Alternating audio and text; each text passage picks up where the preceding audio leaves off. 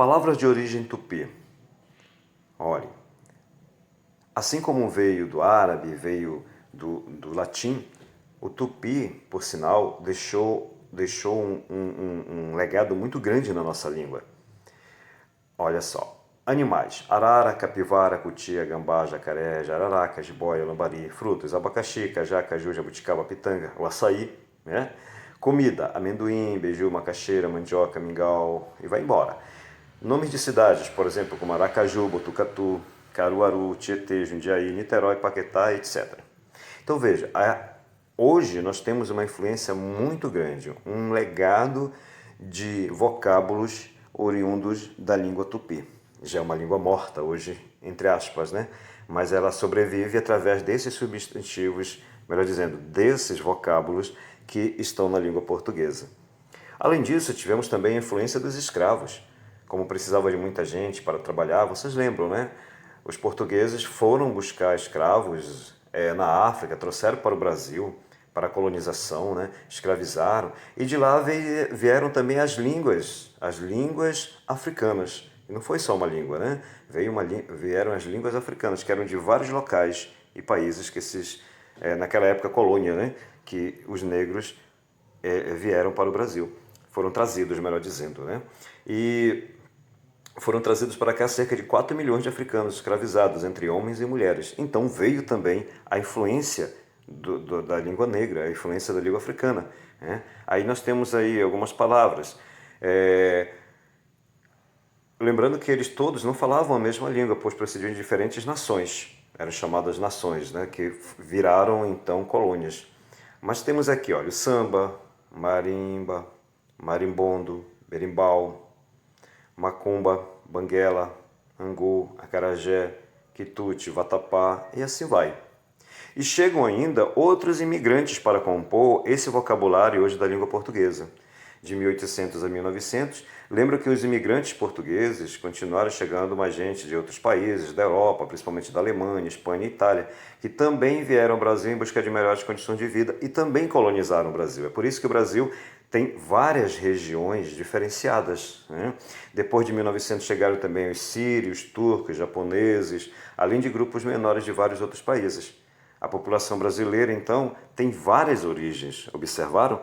A formação do vocabulário, só para a gente ter uma ideia. Do italiano nós temos aquarela, mortadela, salame, palhaço, serenata. Do inglês, clube, futebol, né, repórter, bife, pudim, sanduíche. Do francês, restaurante, abajur, envelope, placar, valise, hotel. Espanhol nós temos amistoso, pandeiro, mochila, partilha, pirueta. E assim vai. Atenção quando for a Portugal, hein? Olha só, isso aqui é uma outra dica. Porque mesmo a nossa língua sendo formada por todos esses vocábulos e mesmo tendo sido originária de Portugal, já que chegou aqui com a Esquadra de Cabral, mas existem termos que foram adotados aqui de uma forma e lá de outra. Por exemplo, adotados no significado. Olha só, Portugal, comboio, no Brasil é trem. Em Portugal, autocarro, aqui é ônibus. Em Portugal, fato, aqui é terno. Pelgas, aqui é meias de homem. Chaven, aqui é xícara. Ecrã, aqui é tela de TV.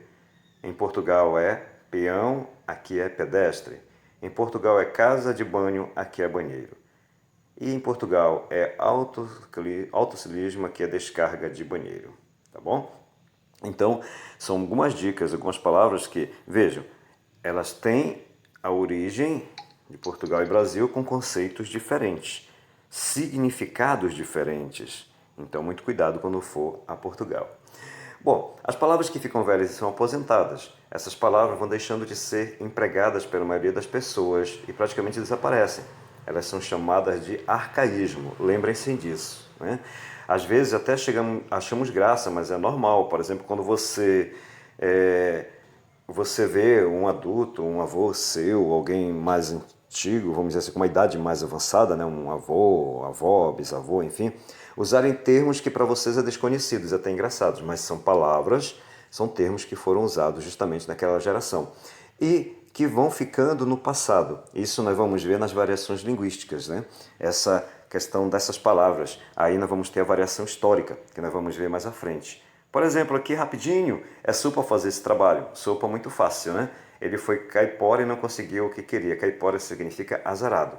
E o gatuno quis entrar na casa, mas o cachorro não deixou. Gatuno quer dizer ladrão.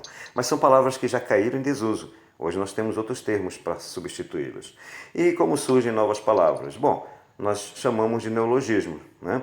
Assim como também tem as gírias que a gente precisa, e vamos ver, né? Vamos ver mais à frente.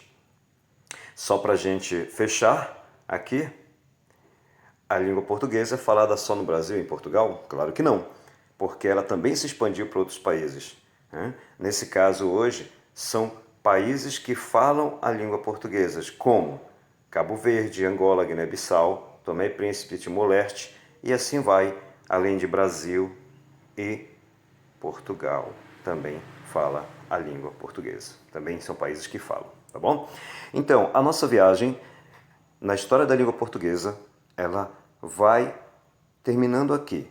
Apenas e com o intuito de trazer a vocês o conhecimento de onde veio a língua portuguesa, que ela vai iniciar lá com o latim.